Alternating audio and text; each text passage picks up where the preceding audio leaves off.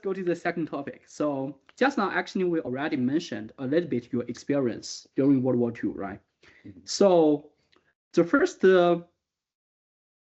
question is that can you remember, the moment that you realize that okay, the world is at war? Maybe from TV or how you feel everything changed. We didn't have TV.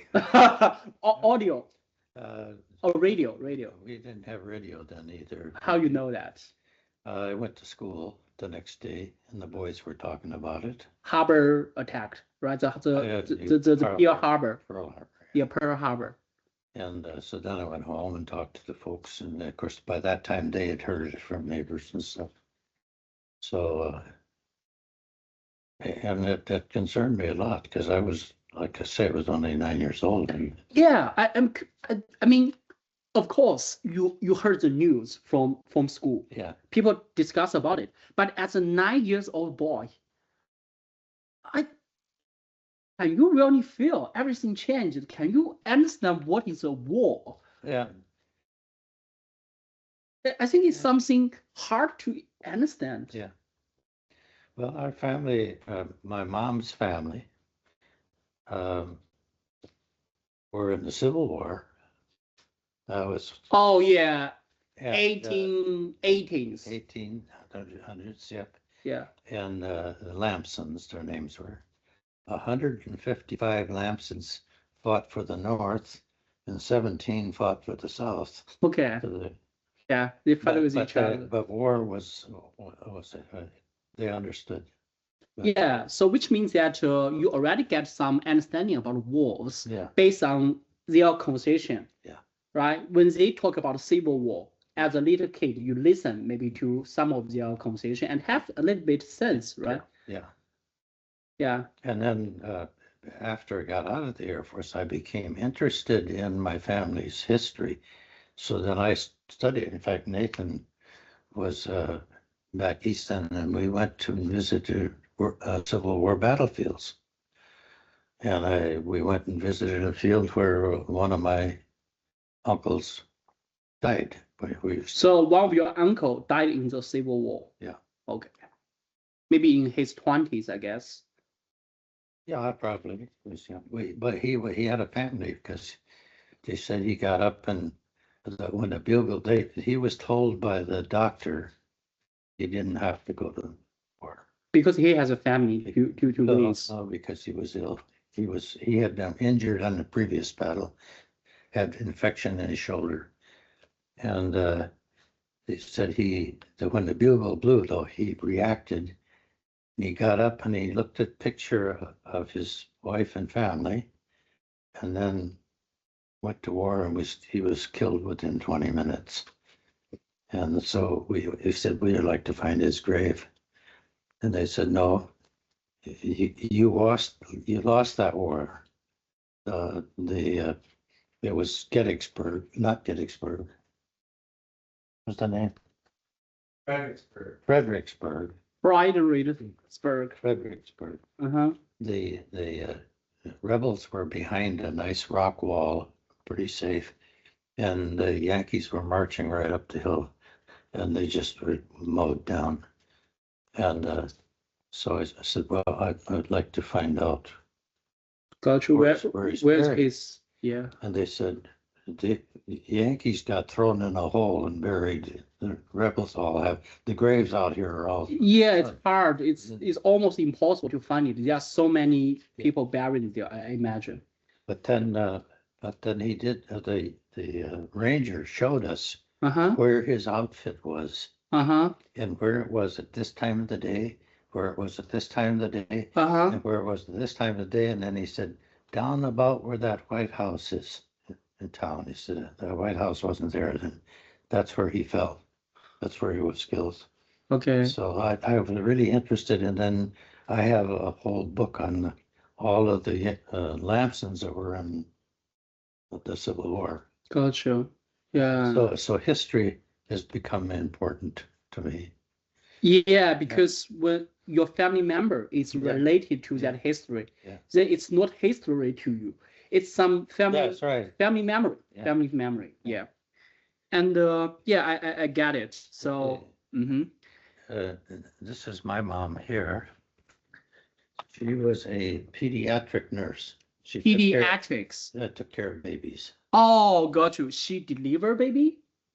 She could do that, yes, but she was a nurse that rich people hired to take care of their child.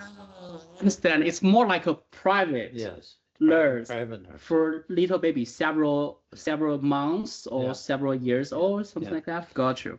And she supported on the mission field her younger sister.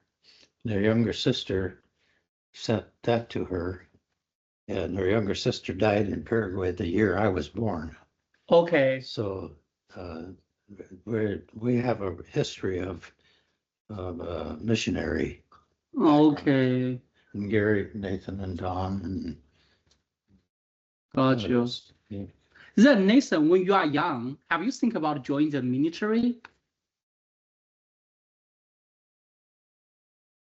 Military, because you have a history, family history of joining military. Okay, gotcha. Yeah, you are more interested into making films. That way. Yeah, at that point. Interesting. Gotcha. Yeah. And the second question is that how did the war change everything, in your daily life, like food, travel, things like that? Yeah, I felt travel was very hard. In fact, Dad wouldn't drive anywhere unless he had to, because rubber tires were very hard to get and very expensive. And the gas maybe also very expensive. Gasoline, and they were all rationed, yeah. And so that changed everything. Like food. Fortunately, we raised. You have a farm, so you needn't stop. But like salt and sugar and stuff like that, it was all rationed. Yeah. There was a lot of funny finagling went on because we had an orchard with apples. They didn't. You have a lot of apple trees. Yes. They didn't want the apples to be wasted. So that they let my mom have 100-pound bags of sugar, which normally people didn't have. Yeah, 100 pounds of apples. And people didn't drink sugar in their coffee. They drank saccharin, which was an artificial sugar. And you don't like it. I don't like it. So I still don't like it. But yeah, it changed everything.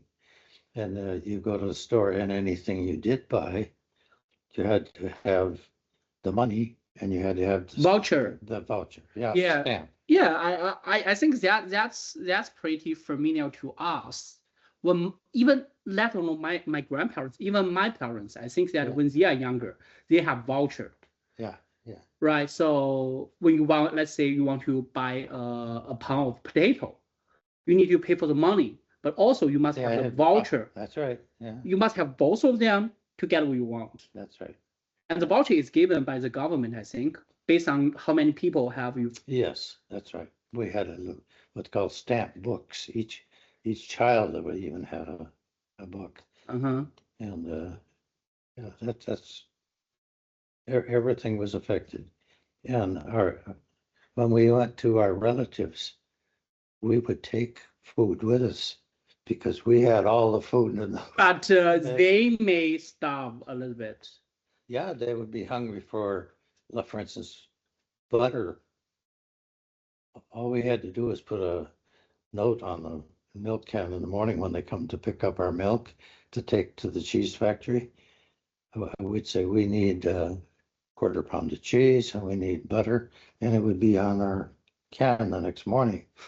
So we had a lot of stuff that they didn't have. Gotcha. However, most of them, and I think Don mentioned this, most of them, if they had a space in their yard big enough, they were encouraged to have victory gardens where they would grow vegetables. Yeah. But it was harder.